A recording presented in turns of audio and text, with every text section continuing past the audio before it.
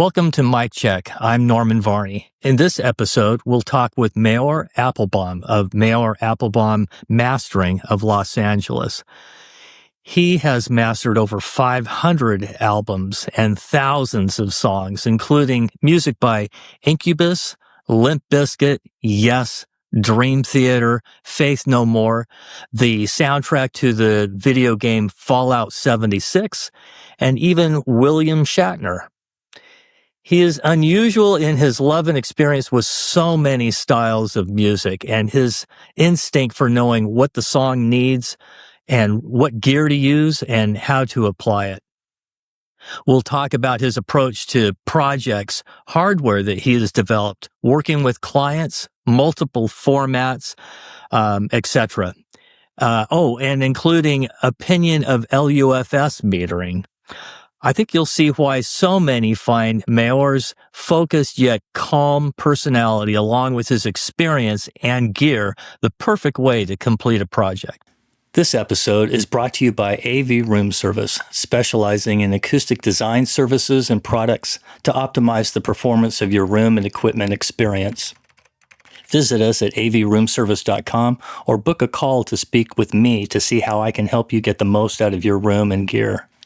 AV Room Service, the science of perfected sound. Check 1 2 3. Check 1 2 3. So Maor Appelbaum is joined me for this morning. He's residing in L.A. I'm in Ohio, so it's morning time for you. What part of L.A. are you in, Maor? Santa Clarita. Okay. Weather is nice. Very hot. Yeah. Is it really? Yeah. Very hot. Yeah. Probably not as hot. I'm from Southern California, and Ohio gets hot, and it gets humid too, which I never experienced until I moved out here, and I don't care for it. So I like visit. We still have, friends and family out in Southern California, so we frequent quite a bit, and I always enjoy the weather out there. So we have known each other and communicated for, probably 10 years online, but this is the first time we've actually spoken live like this. I appreciate the opportunity to talk to you. I remember probably about 10 years ago, and I don't know if you remember, I reached out to you because I was looking at an album, as a matter of fact, a new copy of this album,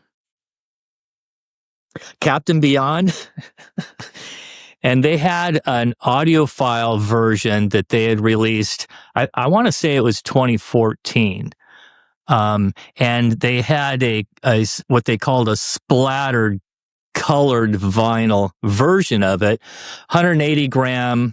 I think it was maybe limited number, and so anyway, I didn't know about it when it was actually released, and I was interested because I love that album. Anyway, found that you had done the mastering on that, and so I reached out to you to see if you had actually listened to the LP and then the colored vinyl version, because sometimes that vinyl is not the greatest quality. And then secondly, to see if you had a copy or access to one, because I was having a hard time finding one. But anyway, I don't have a copy still. But yeah, anyway, a wonderful album. Do you remember working on that one? A bit. I do remember I worked on it. I don't know the sound of the actual, the splattered version, but I remember that I did work on it. When you showed me it, I was like, yes. Oh yeah, I remember. But yeah, a lot of things I probably, that worked on a lot of records, so sometimes it's kind of just to remember when and how and what it was. And well, and this one probably, I don't know, the music's a standout. The recording quality is not. This is back in 1972, and it was rock and roll too.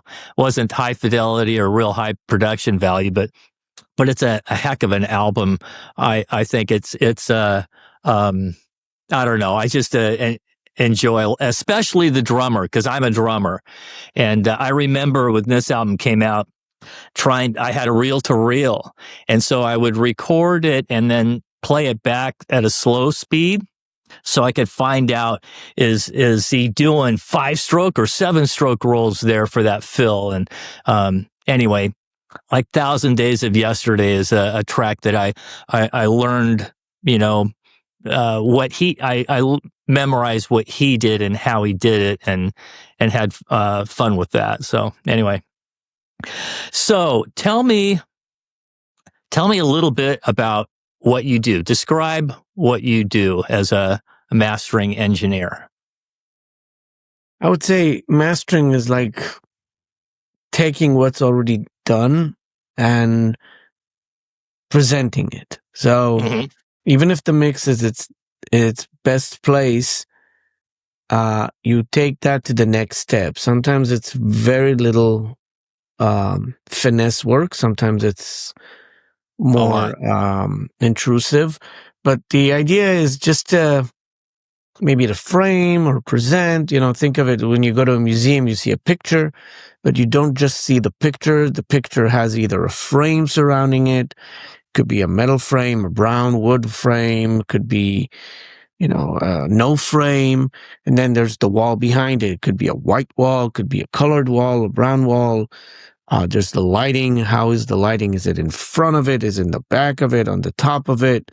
The lighting affects how you see the picture. The frame affects how you see the picture. It's all like changing the focal points and how the shades are and how the colors come into life. So, the mastering would be how you choose to light on the picture or to put the frame on the picture or the wall, and if it sits with other pictures too, then it's like the album. So that's a presentation. A really good analogy, Maor. I like that. In fact, it leads me to one of my questions. Tell me about how you determine the tone and maybe even like the pace of the project. Let's say you're working on an album, the all of the songs together.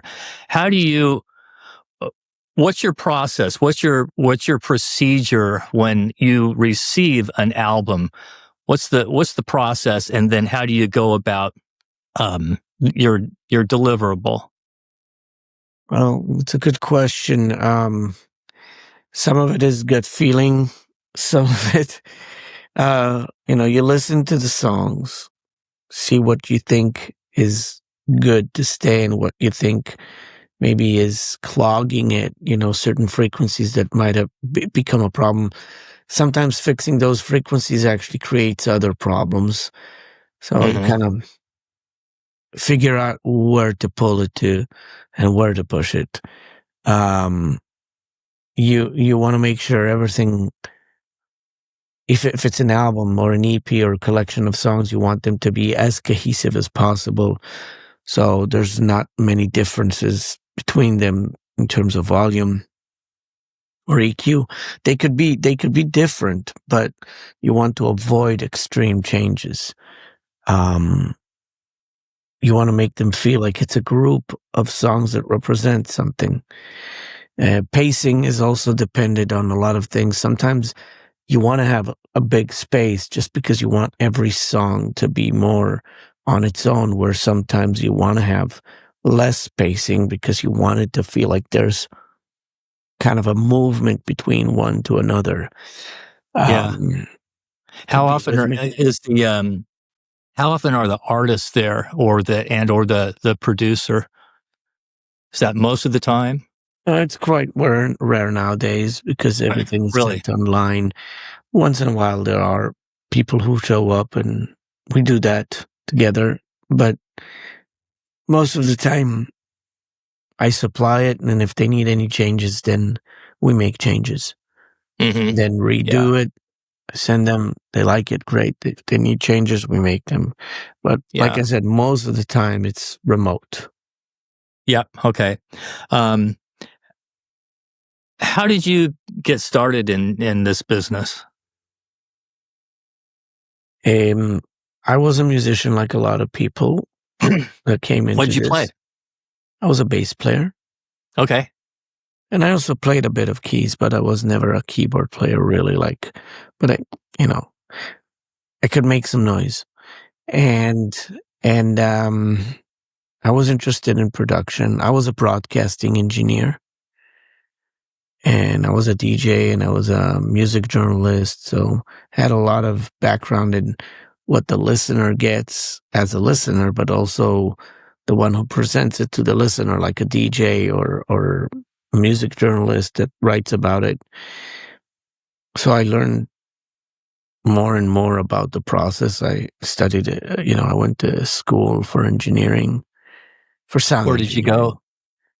go? Where was Back that? home in Israel, was Okay. called Sound. Huh. And so I studied sound engineering there. And then, I worked in a studio. You know, tried different things, and I found that mastering was where I wanted to be in. Mm-hmm. I still did other stuff. And then later on, I just focused on mastering.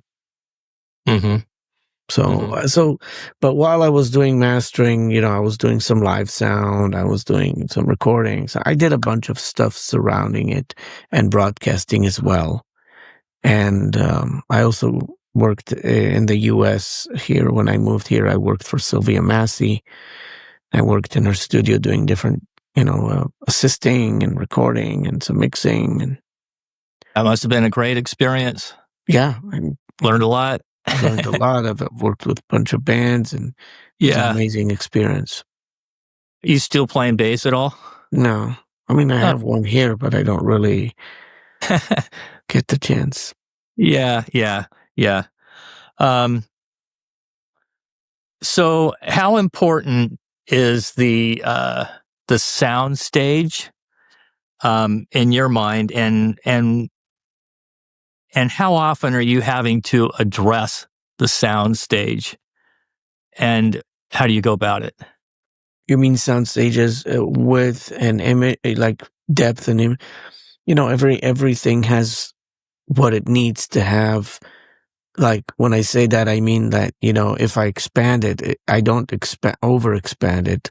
If it's not supposed to be wide, then I keep it where it is, or maybe a tad more. Um, it's very important to understand that, every music has its position where it's placed, and just like a room has a certain reverb to it, also a spread is also something that you have to take in consideration, that you don't want to unnatural it. You know what I mean? Like if it has a natural feel to it, you could expand it to a certain degree. Once you pass that, it starts to feel too separated. So Yeah. I'm very selective about stereo imaging and depth.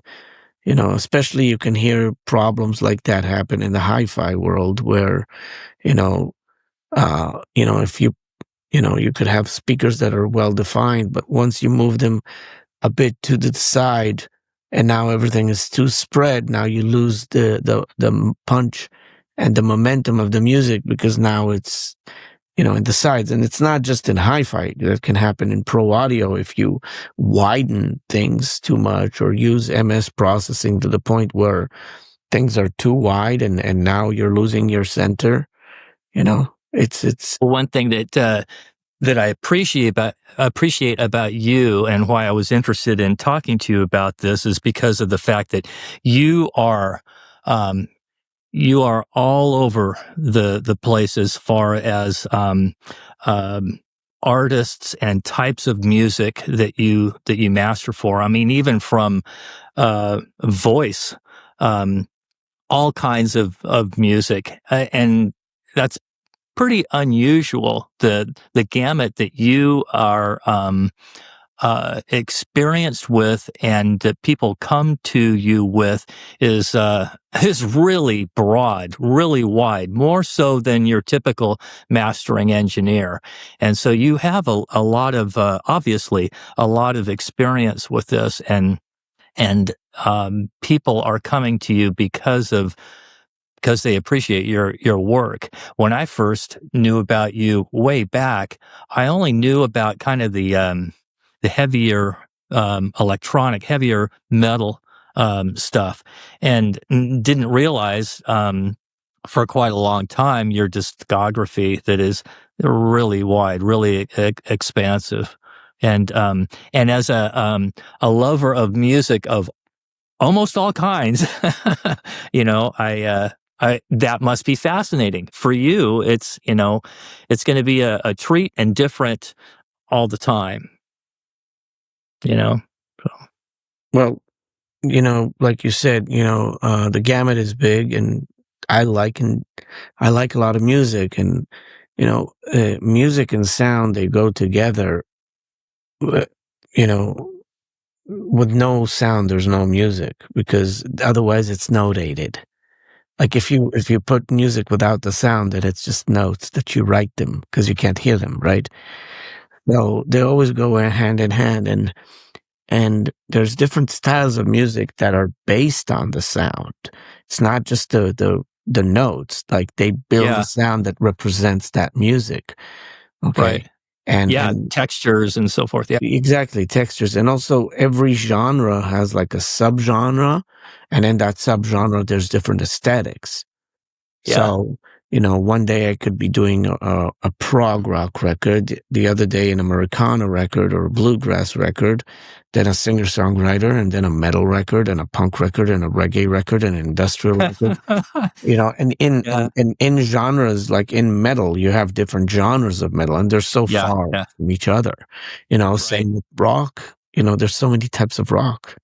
Sure. From the alternative rock to the gothic rock to the industrial rock to the indie rock to the pop rock. It's ever expanding, huh? It just keeps on growing. Well, from the get-go, rock was big, even though it was considered rock. Later on, there were more definitions inside the genre, because you wanted to categorize it. So when you're telling your friends or talking with someone, you can say, oh, this is more of the progressive side. This is more of the punk side, Yeah. So it makes sense. And of course, each one has its own aesthetics and ways of writing. So that defines what you're doing, even if you're crossing between different genres. Yeah. Yep. How did you get involved with doing Yes? You've done a bunch with them. How'd that occur? I did 6 albums. One studio album, which was the last album with Chris Squire. And then I did 5 live shows, albums. 2 of them were with Chris Squire, and then 3 of them were without. The way I got involved with Yes is because I've done a lot of records with Billy Sherwood. Ah, okay. And Billy and I have done more than 30 albums together. Like, wow, records. Wow. Yes. Yeah, I just finished 2 records with him recently, solo stuff. Yeah, so Billy and I have done a lot of these collaboration records, like the Prog Collective and the Fusion Syndicate, and then we've done other projects of him, like his own solo albums under Billy Sherwood, or under World Trade, or under Circa, or under Citizen, or under, I'm trying to remember, so many projects. Arc of Life, and a bunch of stuff, and also tribute records. So one day he just gave me a call and he says, hey, it looks like I'm going to be working with Yes. Do you want to work on this? And I was like, yes. Okay. Yeah, that sounds like fun. Let's talk about some of your processors. You've got a bunch of processors that you've developed. I know we're talking hardware, the oven, the toaster, the torch. Let's talk about those. So the toaster doesn't exist anymore. I had to change the name to the roaster. But anyway, the roaster. Okay. But anyway, so some of the processors I have were a collaboration with Roger Foote. That's the Workshop, LTDMA, the Bench, and the Torch. And then there's stuff that I've done with other companies, some kind of like customization. And then there's the line of products which I collaborate with Chris Henderson from Handy Amps. And that's the oven, the stove, the grill, the cooker, the pressure cooker. And my then, gosh. and then I there's don't the know about steamer and the those. roaster. Yeah. So yeah, and Chris and I are working on this whole line. It's the Signature Series. And Wow. these units are being used in different studios around the world and in live touring rigs as well. Wow, very cool. So any plugins, or is this all hardware? There is a plugin of the oven from the company Brainworks and Plugin Alliance. So those who have a either subscription or buying on their own from Native Instruments and Plugin Alliance and Brainworks, it's all together. How do we find out more about these products, and are they available through like Sweetwater or companies like that? So the hardware is currently available through different dealers like KMR in England and in Germany, and SX Pro in England, and here they are available at Pro Audio Toys, Front End Audio, probably companies like Providence, probably companies like trying to remember all the ones that have it, but and then also direct. You can buy them direct from Handy Amps. And, Okay. Yeah, and then the Okay, plugins. we'll put a link in for that. Yeah. Then the plugins, we're working on another plugin with a company called Cornef Audio, and that's going to be the plugin of the grill. It's probably in a few minutes going to come out. Okay, cool. Do you so what's the latest one? Well, the oven is the plugin exists for a few years. It's been used on a lot of movie scores and both film and TV and songs on the radio. It's like a lot of songs out there have them, and games. The grill is not yet out, but it's going to be out in a few months. In terms of the hardware, the newest unit is the pressure cooker, which is going to be out in very soon, or maybe by the time this will be out, maybe it will be out. Yeah, so these units have been used on tours like Iron Maiden, Linkin Park, Bruno Mars, Travis Scott, Beck, Red Hot Chili Peppers, Meg Thee Stallion, The Party Next Door. I'm trying to remember there's a bunch of tours with these things on. Well, Maor, do you want to talk about any of these that are about to come out? You want to plug those, or do we need to wait until they're actually released? You mean the hardware? Yeah. Well, the oven and the pressure cooker? That's the next one. That's our 7th unit. Okay, so tell us about it. What's it do? It's a tube unit, line processor, originally intended for live, but it became so good that I like it for mastering as well. It's the sibling of the cooker, just the tube version of it with the few functions, and I like both cooker and pressure cooker a lot too. Cool. Okay.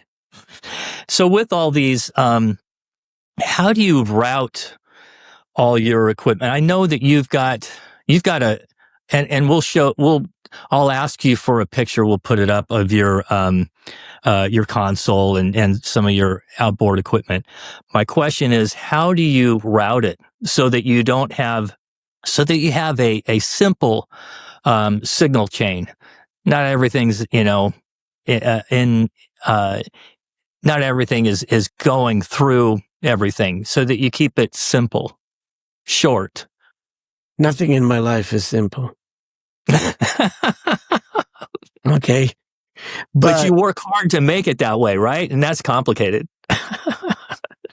The life is a combination of simplicity and complexity. Yes, it is. So I have the way I put them in the desk in a way that they're chained. So I have different chains, and I can choose different chains on my mastering console. And then if I need to eliminate something from the chain, then I have the bypass switches on each unit. So for example, let's say insert 1 will have a few units in cascaded, right? In tandem. So if I want to use all of them, great. If I don't, then I can bypass each one of them in the chain. Got it. So I see. have different chains to work with, and each one I have the ability to separate. Right. That's excellent. Yeah, glad to hear it. And I can combine chains too. Sometimes I want to combine the chains. Right. So how important is the role of acoustics in your studio? Super important. It's one of those things that, a lot of the work in acoustic is trial and error. The measurements are fine and dandy, but at the end of the day, a lot of that has to be tweaked on the spot. I've had experiences in a few studios that I've done, and you find out that, can bring a smart person who knows how to do this stuff. But once you set it in, those numbers don't always match up. They don't always correlate. Yeah. Because, it's a science, but, the science is there's the math and there's the practicality. And yes. Yeah. I mean, there is a lot of science to it, and the instruments can only measure so much, but they can help to quantify and qualify and verify or confirm. But then it's really your ear and your experience that does the fine tuning. But yeah, so many people just guess to get in the ballpark and never achieve that. So it's the instruments are and the computer modeling is a nice way to get to the ballpark. Yeah, definitely. And don't get me wrong, the math is important there. There's a lot of things that sometimes you find out later on that you didn't consider in your formula. Right. The type of materials that are actually the room is made from. Yeah. Made Oh gosh. Yeah. That's the word. Yeah. The construction materials and methods. Right. Yeah. Because that affects a lot. And then also, a lot. It's important. At least I think it's important to play music you're familiar with and not just great sounding music, because correct. Great sounding music will translate anywhere. Yeah. Music that you're familiar with, that helps gauge things better. Yes. In addition. Yeah. So, the best rooms I had were rooms that were invested, and I think, both the acoustics is important, also electricity is important, especially in places like LA where, it's very hot and air conditioners are working, nonstop, and the grids are just affected from, just draw of so much power. Yeah. Power factor correction becomes an issue often in areas like that. Yeah. And sometimes you're sitting half of the studio on one grid, half on a different grid, or there are studios like that. Not in my case, but definitely I've experienced a situation where, because it was so hot, and you're sharing electricity with other buildings, or it can totally affect it. So it's important. Yeah. An isolation transformer would be something that I'd recommend. What do you listen to when you're evaluating equipment? Like, let's say you're trying. Well, let's just say you're trying a new pair of monitors or amplifier or when you're playing something that you're familiar with, what are you listening for primarily? The transient response. Okay, if something is too sharp or too sluggish, Mm-hmm. those are the two edges. Yeah. If it's too sharp, it doesn't always mean it's reproducing the right thing. If it's too sluggish, it means that the slew rate is not as good, and you're smearing transients. Like I don't see, like, it's important to get the transients, but if you hear too much of them to a point where it sounds weird, it can also mean other stuff. Even if it shows ruler specs good, but so it's important to be not too transientish and not too sluggish. Yeah. Maor, Balancing what are some of the recordings that you would use to evaluate equipment? just records I know well. That Mm-hmm. I don't. Uh, everybody likes some. I don't have a specific record that, it's usually stuff I worked on, which I Yeah. know Yeah. how it sounds. Right.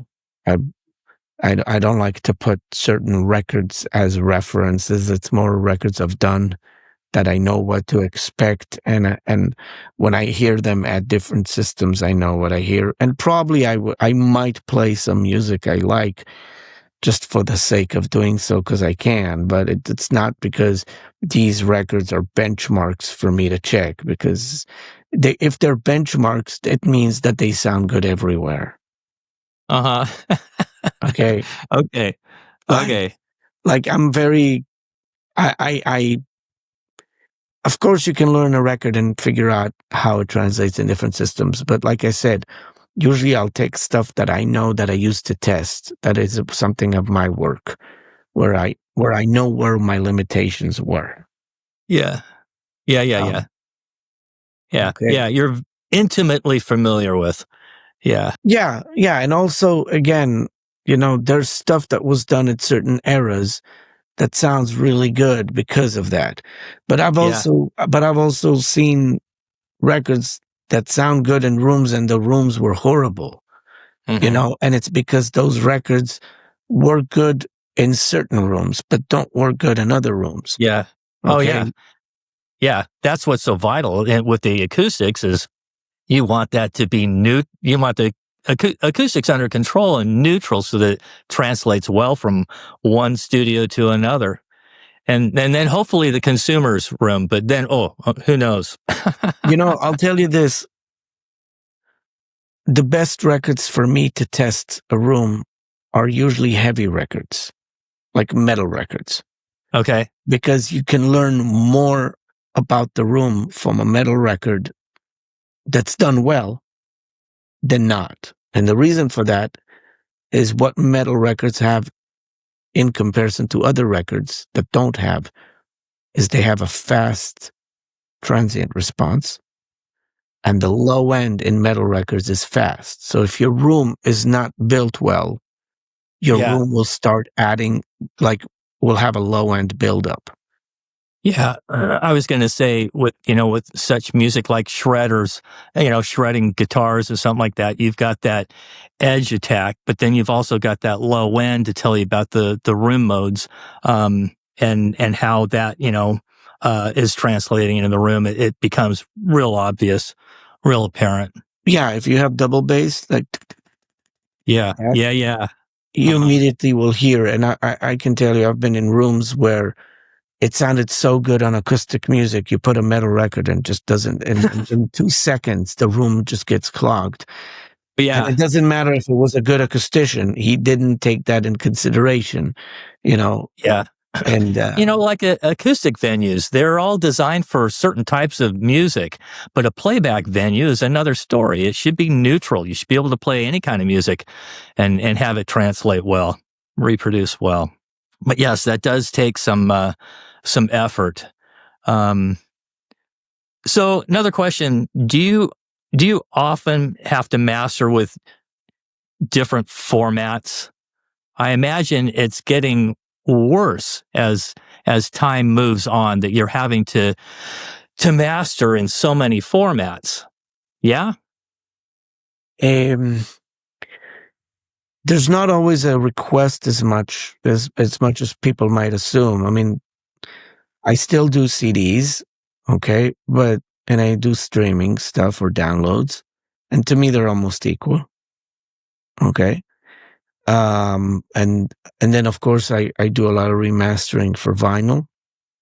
I don't have a lathe, so I don't cut, but I do remasters for vinyl, and then Yeah. I'll go to a cutter and sit with them if I can, or we'll hear a test cut or a press. I also do DSD. The first Really? time I Okay. did projects, yeah, it's rare, but I've actually done this year quite a bunch of DSDs. Yeah. So that's a different format and it's totally different workflow. Gosh, yeah. Yeah. Yeah. Yeah. Yeah. I'm surprised to hear that. How about when you say streaming? I mean, that too's all over the place. You've got high res and you've got MP3. Well,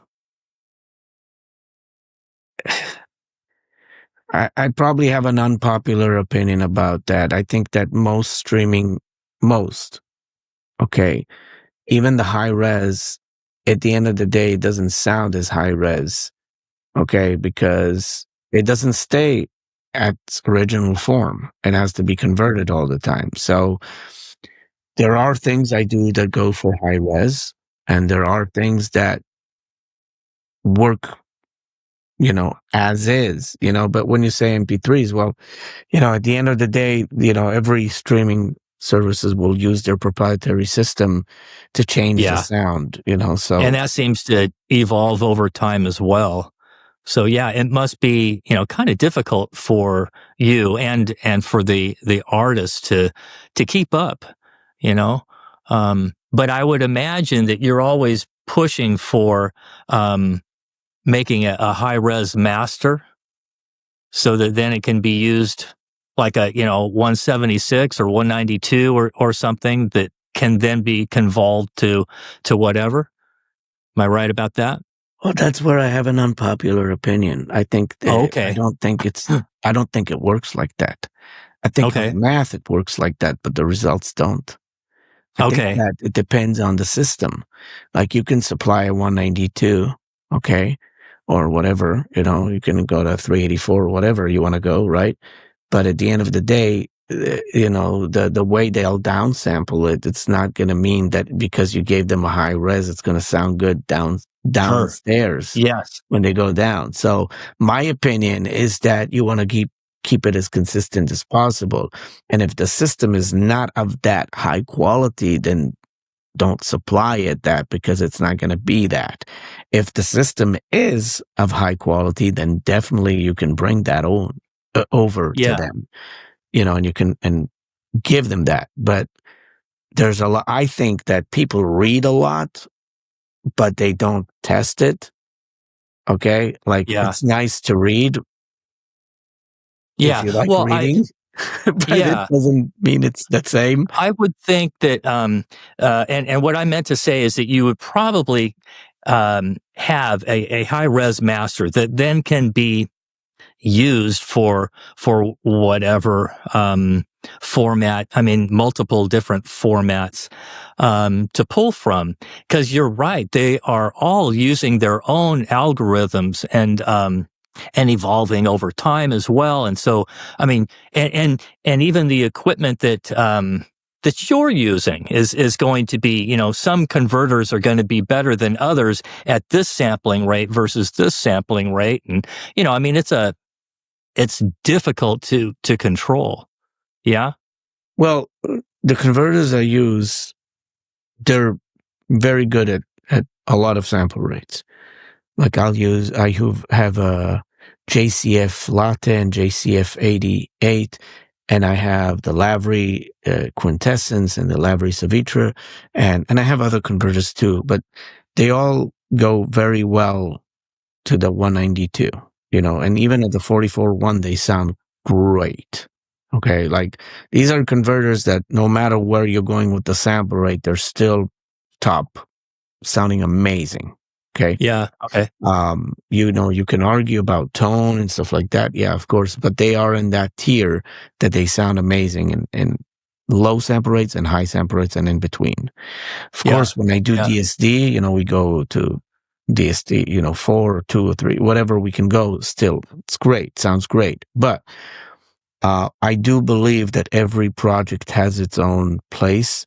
Not everything benefits from high res. There's certain things that high res actually reintroduces because its ability to capture certain things and bring in the sound. Okay. So not everything is like, oh, let's just get it in the highest sample rate and benefit from it. No, you'll also get some junk coming in, machine noise, whatever you want. Yeah. It doesn't work at the same equation as like the more you capture, the better it is. There's also some stuff that gets lost during the process of going down, and that information folds in and sometimes sounds weird, like snares and cymbals. They don't sound the same, unless you keep them from the original sample rate and, staying up on the highs all the time, high end, and staying up in the high resolution. Some stuff is better to capture it lower and just keep it consistent. So, and also it depends, on the music, whatever they did. And if you're staying native to it, and if you're going analog or staying digital, everything makes a difference. There's no such thing as you got to stay in it. And also, one size fits all doesn't exist. Yeah, it's also the same with metering. When people say, oh, LUFS metering is exact. No, it's not. I can give you 4 or 5 LUFS meters. We'll press play and stop after 10 seconds and then 15 seconds and then 5 seconds. You'll see the readings are going to be different in each one. Different averaging. Yeah. Maybe a dB difference, a dB and a half or half a dB. They're all reading different. So you got to take those things in consideration and choose the path that you go with it. Yes. And this is a part of your process that, again, I mean, everybody does it to an extent, but you, I think, seem to specialize in, okay, so this is the feel of the music. And so I'm going to be selective. I'm going to be selecting these pieces of gear because it will be, it will enhance, it will be the right fit for that. I know you've also got a lot of analog gear. Question: how often are you getting analog? Do you ever get analog to begin with? So you mean tape, for example? Yeah. Okay. So there's projects that come in tape, and the first thing I do is I don't touch them. I let someone else do the transfer, because I prefer someone who has a business of running transfers where the machines are all the time in check, where in opposed to, like someone that does it on a daily basis who can deal with every format that they have and supply. That's probably tough to find. Well, when you're in this business for a while, you tend to find the right people to do the right job. And I believe in share the wealth. It's like, it's better for me to give that business to someone else who can do it amazing and focus on it. And then I can focus on the other thing. Right. Yeah. Yeah. So then you'll tell them to make your copy in whatever format you think is appropriate, or are you always saying, excuse me, are you always saying give it to me at 192 or what? I asked them to give it in the highest res their system applies. Yes. Okay. So if their system, usually it's 192, but if their system is maxed out on something, but they have a good converter, but it's maxed to a low rate, that's fine. I mean, Lavry's till some years ago was up to only 96, and there were still great converters.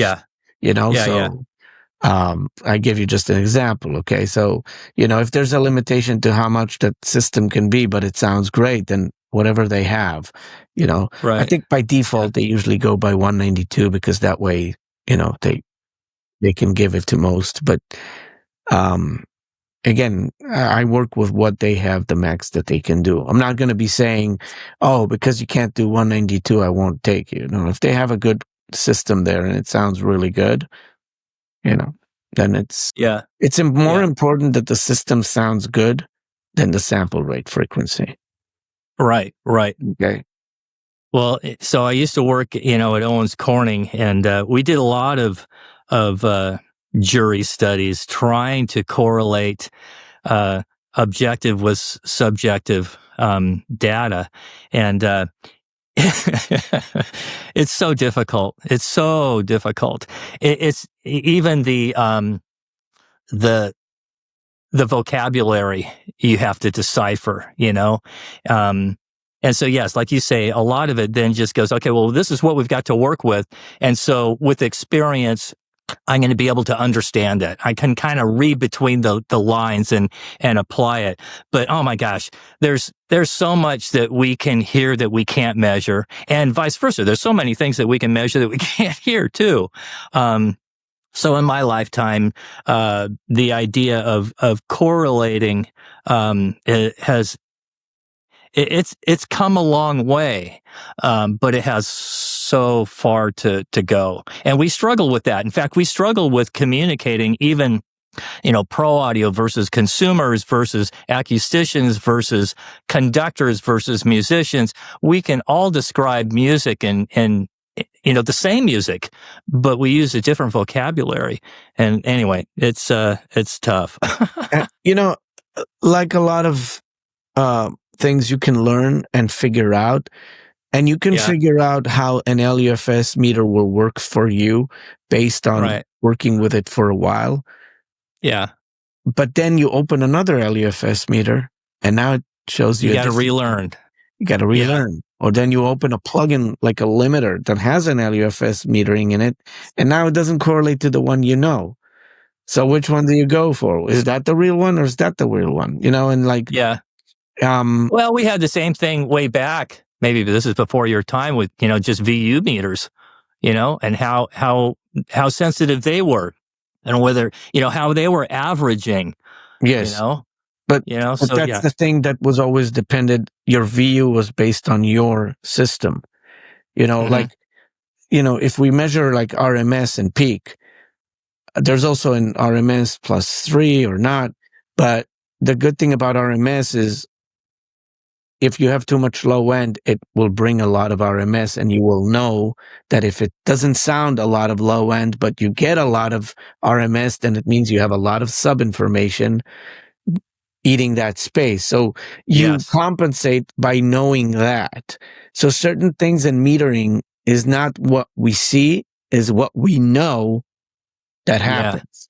So if we see a response and it doesn't make sense with what we're hearing, then as long as we know what it means, then we can connect the dots. And I think also another problem is integration. A meter is integrated to a system. So if it's a plugin, the integration of the plugin will affect how that meter will read it. Yes. Yep. Absolutely. So it's all connected. So I'm sure there's people who are going to hear what I'm saying now and be like, that's not true. It's not about true or untrue. It's circumstantial. It's like I'll say it's very hot if I go outside. No, man, it's not. Well, you can measure it's hot, but maybe it's not hot enough for you to feel that it's hot. Okay, so there's objectivity, but there's also, I think nowadays even more, there's the measurement is dependent on the integration of it. It's like a plugin in bypass. Is it really in bypass or not? Does it sound the same when you take it out of the DAW? Like not inactive, just pulling it out, or it's actually there doing something. So the objectivity is not based on if the math reads different based on the knowledge, but more if you actually measured it with it. Yeah. Okay. Yeah. Well, when you're working, you are what would you say the percentage is as far as you're going with your gut on how this sounds, and you're paying little attention to your meters. I'm not sure if I'm explaining myself well, No, I but think I understand. If you mean, where am I going with? Am I using the meters to drive me? yeah, Or not? Well, the real answer is no. The meters are not responsible for what I'm doing. They will be a check at the end if yes, maybe what I did went too far or not. Then I can look at the meter and say, you know what? It doesn't sound like that, but maybe I can print another pass lower or higher and maybe see. But I don't use meters to know where right. I'm going. No, that It's not that my was GPS. yes, exactly. That was a perfect answer. That's exactly what I was looking for. All right, let's see. Oh, it's just a couple of fun questions. So, what was the first concert that you attended, Maor? I mean, like rock concert. I think I forgot already. You forgot. Yeah. Really? Yeah. Huh. No, really. I mean, How old do you think you were?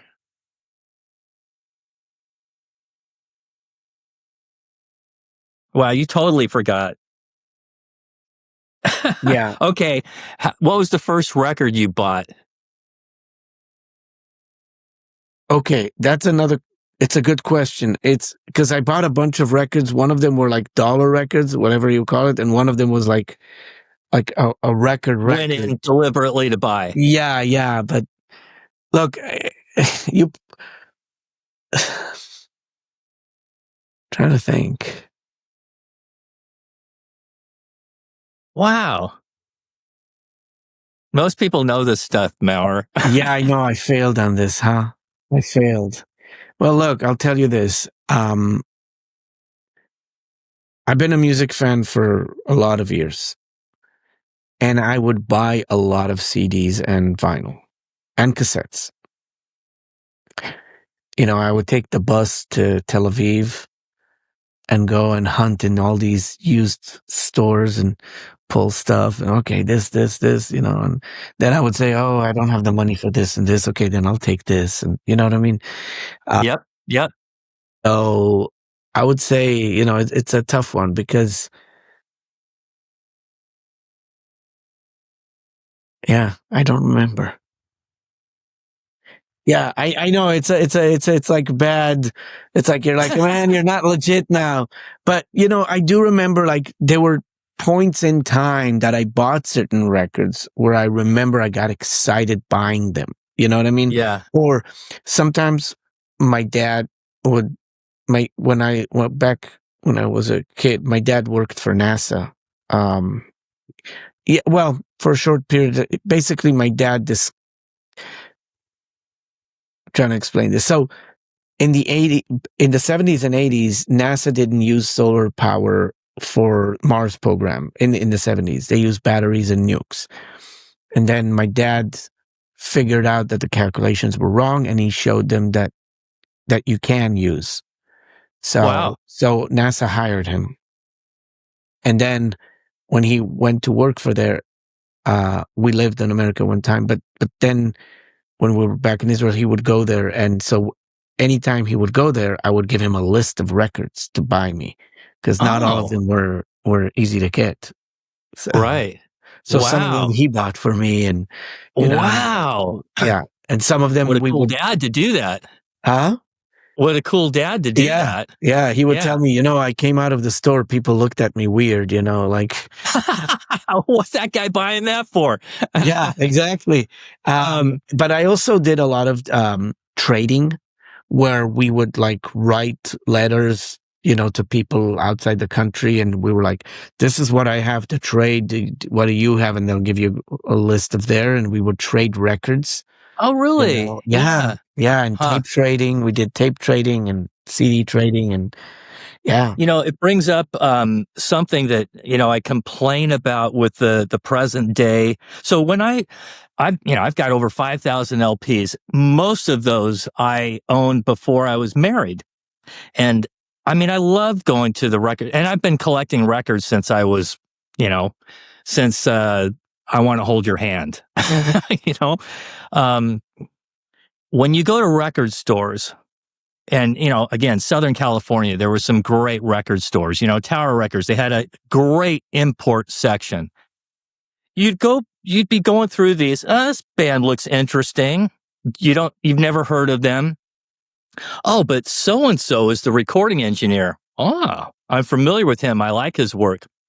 Oh, so-and-so is playing guitar on this. Huh.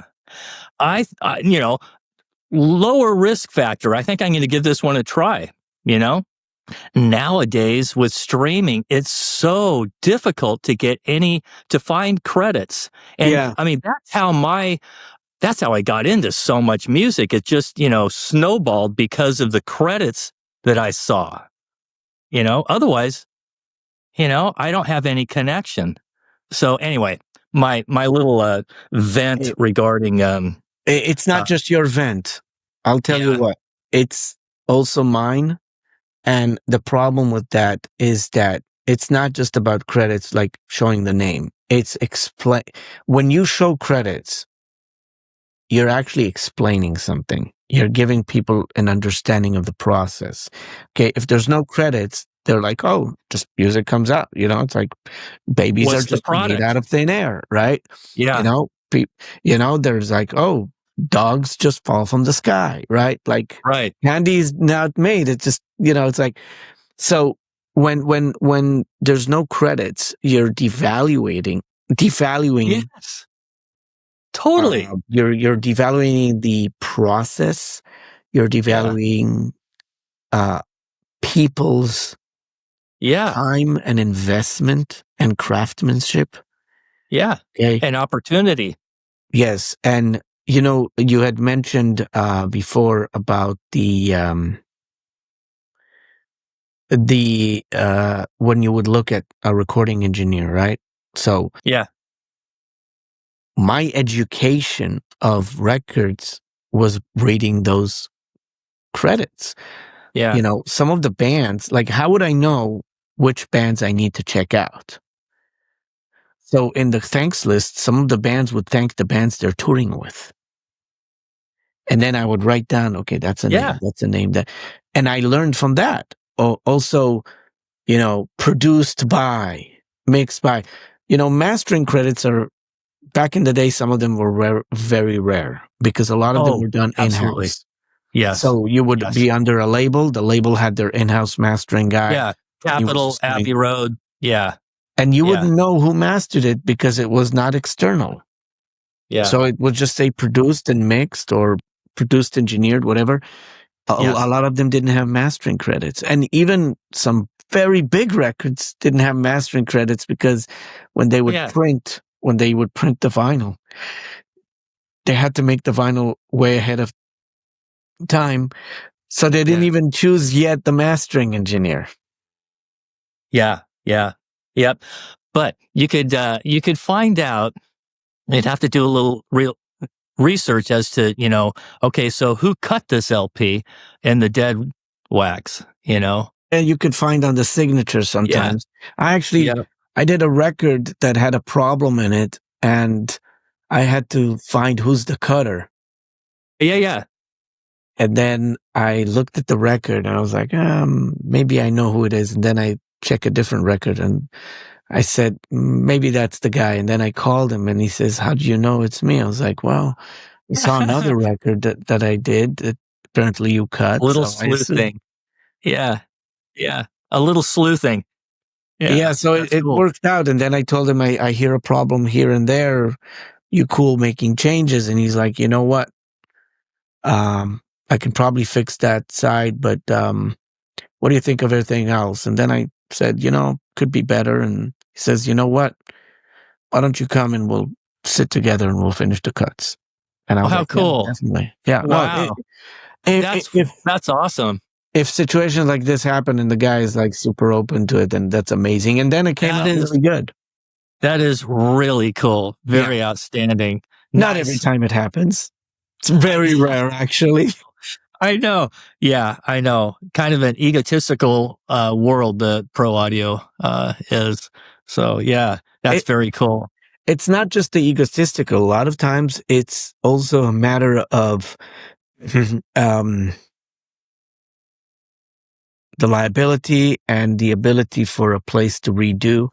You know, vinyl today is not that sounding great because there's a lot of work coming in to press vinyl, but it's limited in time and they have to put it out fast. So a lot of times it just cuts like what it is and it requires more work and they don't do it sometimes. And I've had times where a certain pressing plant would be not cool with, with the project and they didn't cut well. And when requested to recut, they didn't agree because they blamed that's how it is and whatever. Yeah. And then you find yourself, then I had to call my buddies that cut and say, let's cut this and show them. And then they get a better cut and they're like, right. Yeah. It's ego, but it's also logistics. Sometimes you don't have the right people listening to it too. And they're approving a cut that's not good. Mm-hmm. Sometimes the quality control is low. You know, vinyl is very fragile, volatile, whatever you want to call it. Yeah. You know, it's yeah. So what are the best parts of of what you do, and what are the worst parts of what you do?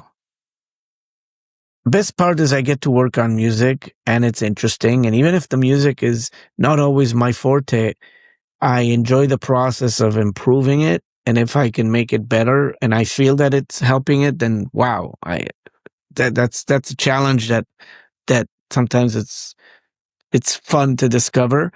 And a lot of the process in the mastering is really just understanding the music and the vibe of it and, what it represents. And it could be any music. It's just trying to feel it and get the listener to engage more with it.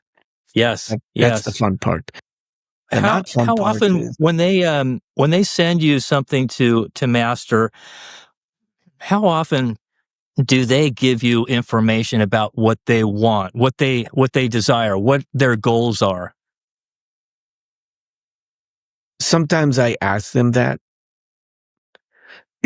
Most of the time they'll say, go with your gut feeling. That's why they hired you. Well, I can say yes and no. They hired me for that, but at the same time, if they give me preferences, then it's the same reason they hire me too, because I'll listen to their preference, right? Yeah. I think they hire me because they know I care and I'll work on it. And then if they choose the way of giving me preferences, that's fine as well, as long as it correlates to what they're doing. And I'll bring that in. And if they don't give me a preference, then I'll do what I think. And if they need changes, we'll make the changes. Right. Yeah. The part that I don't like in the job is that a lot of times we got to deal with the drama and the politics, even though it's the last part of the process, which means it has the least amount compared to recording and mixing and production. Mm-hmm. But then you have the most stress because now it needs to get out. But I think if people were more communicative, what they want, and then it would be easier. Maor, is there a particular project that you're most proud of? There's a lot of projects that people will never know about that I'm very happy with the process. And there's a lot of them that, that I'm happy with and they came out and people dig them. And that, I think really, it's like, I feel blessed and honored that I could do this for a living and that bands artists from all scales and styles I get to work with. I got to work with legends that I grew up listening to. Gosh, yeah. You know, That must be unreal for you. it's unreal, and it could be very stressful too. Hmm. Um, Yeah. but yeah, but you know, that's really what makes it real for me, is that Yeah. I get to do what I like to do, and some of the music is great, some of the music is okay, sometimes it's not that great, but being able to make a difference, being able to make someone have a smile on their face and be like, oh wow, I get excited again now for my music, or you made me get even more excited from it. Yeah. You know, That's great. Yeah. Yeah. Yeah. that makes a big difference too. Yeah. Yeah. Cool. All right. Is there anything else that you want to add? Eh, I'll be happy to work with anybody who would like to work with me. I'm open to all genres of music, all aesthetics of it, from all over the world. I use hardware gear and software. There's no one thing that fits it all. It's all a combination of things. And I also liking the process of communicating with the client to get the results that are needed. Is there a particular suggestion or a tip or two that you would give for those who are wanting to work with you and sending you files to master? Good file management is important, labeling the files in a way that when you download them, they don't get mixed up with other files. My suggestions always label it like artist name, song title, and then mix. And if you have a loud version, also send that as well and call it artist name, song title, and then either master or loud or reference or whatever you want to call it. But make sure that when you send files that they're labeled very well and clear so they don't get mixed up with others. It's simple to do, and it saves a lot Yeah. of time at the end. Yeah. And it's Organization. surprising. It's surprising how much it doesn't happen. Huh. You'd be Yeah. surprised. And then the second thing is, communications is key. And I think even if you're an email person, sometimes it's not a bad idea to hop on a phone call or a WhatsApp call or whatever type of voice conversation to figure out the details from you. Yes. Maor, we used to deal with the loudness wars quite a bit. How are we doing with dynamics these days in regards to streaming? So loudness war still exists. Okay, we're not going to fake it and say things have changed. They're still there. The numbers are still there too. Some of the clients will still ask for masters that are super loud. On the other hand, because I do so many types of records, there's a lot of records that I do that are very dynamic, and they read low LUFS or RMS or peaks, whatever you want to use the measurement type for that. But there are people now that are more conscious about the dynamics, and they might say, I'm not looking for too loud of a record. And in the recent years, I see more records that actually can be that way. And it's more particular to certain artists, not always genre wise, but I would say certain aesthetics. But at the same time, I would say the majority is still looking for loud records, in comparison, to what's in the market. Either they want to beat that or they want to be in the ballpark. To the point of losing some emotion? I mean, to me, the dynamics is such a part of the personality and the feel and the emotion of the music when it's there. And oftentimes it gets crushed, and it becomes less emotional, right? Less Well, personal. you can also look at that less dynamics as an emotion too. There are records that benefit from being less dynamics.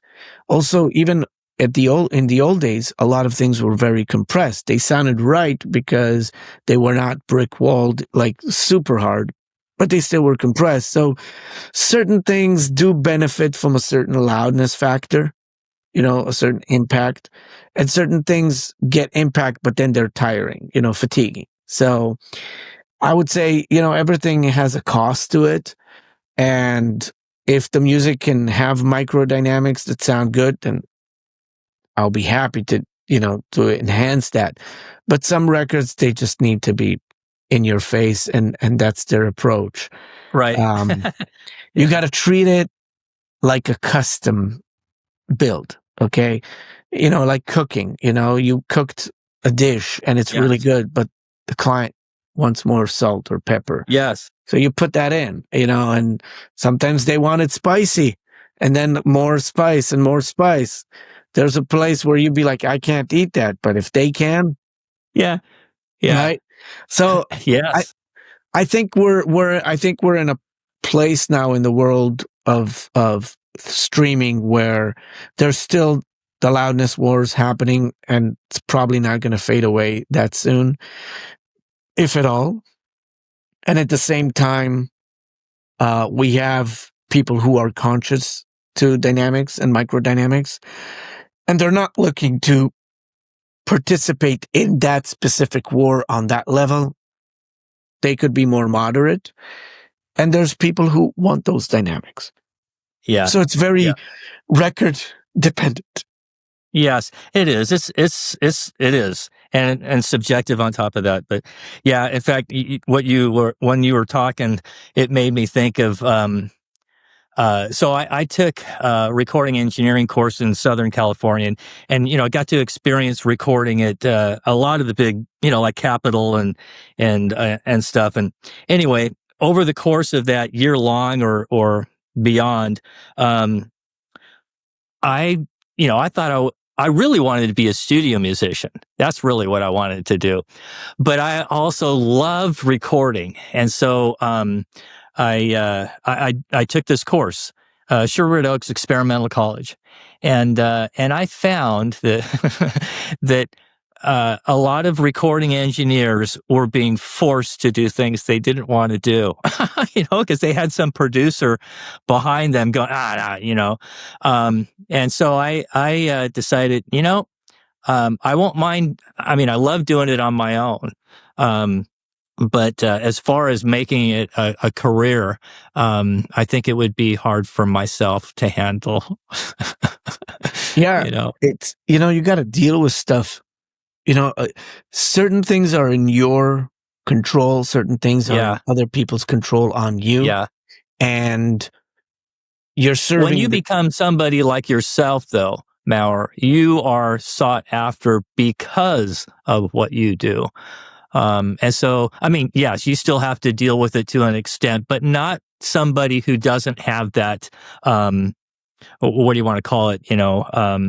Fame, that this discography behind them. So, just because I have all these records behind in my discography, and some of these are, legacy bands, like Faith No More and Meatloaf and Yes, and, yep. Eric Gales, Walter Trout, a William bunch of stuff. Shatner. William Shatner too. It gives me the option to walk into the room, let's call it that way, or get into the conversation. But it doesn't mean that what I would say is golden. What I would say is, if I say something, it might be respected or appreciated or taken in consideration. But at the end of the day, the client is the one giving me the seal of approval. Absolutely. Oh, yeah, yeah. So if they need to make changes, I make them. Now, sometimes the changes work amazing. Sometimes they're okay, and I'm it's not better, but that's what they like, so it works. Some cases it's not really good. And then at least I'll tell them my opinion about it. Yeah. And then it's their choice because I already told them what I think. And if they decide to go with their choice, then we do it. If they decide to go with what I suggested, we do that as well. But it's just, there's a point where how much they'll listen to you and how much they'll be sticking to their grounds. And sometimes I can't say it's about right or wrong, but sometimes their vision of things is what really works with their music. And sometimes their vision is not with what is connected to their music as much of their hopes or dreams, but it's not connected to what they're doing, or they would like to see that in their music, but it's not going to happen with how they recorded or produced. Well, again, I would imagine that, like what we were talking about earlier, how well are they able to communicate with you what it is that they're after? That's probably sometimes for you like pulling teeth, Yeah, it's sometimes it's deciphering, but sometimes what they want doesn't really work with what they're doing, because they're hearing it on a different record and it works with that record, with that production or arrangement or mix or whatever it is. And then it doesn't apply the same on their record. And they might assume it does, but let's say they like this openness and brightness, but on their record it becomes harsh. Then you have to find a way to work it so it is bright enough, but it's not as harsh. Right. It's a compromise. It's always a compromise, and it's working on solutions to challenges and problems that occur. But like I said, even if I've done all these records and I can say, well, I have that experience, there's always something new coming in. There's always a new approach or new client or someone that has a certain vision that you got to fit with it. Even if it's different than what you think it is. And you can learn from it too. I know. That's what I was going to say is you learn from it. And that's always exciting. I mean, in my line of work, I mean, that's what I learn something every day and I look forward to that. And that's a lot of the joy that I get out of what I do is learning. So with what you do, I mean, it's something new every day. So you're blessed as far as, not many people get to say that they love what they do. That's true. But I'll tell you what, if you love what you do, you have to work even harder to keep that going. Yeah. Okay. Yeah. And a lot of times there's a lot of sacrifices, and because you love what you're doing, you're not outside there hanging with your friends and going to the beach, and you're working very hard because you want to keep what you're doing. It's not a given. That is very true. Yes. Yeah. I can totally relate to that. So, all right. Well, good conversation. I really thank you, Maor, for sharing your time with me and with us. Thank you. It was a pleasure. I appreciate it. Thanks for having me. Well, we'll maybe do it again. Talk more in depth about your products or something like that in the future. That would be fascinating. I think for those who are watching. I'll be happy to come back again. Thank you. Cool. All right. Thank you, Maor. Thank you very much. We'll see ya. Cheers. Thank you so much for watching this episode. And if you would like to see more, click here or here. And don't forget to go to avroomservice.com to see how we can help you make the most of your listening experience.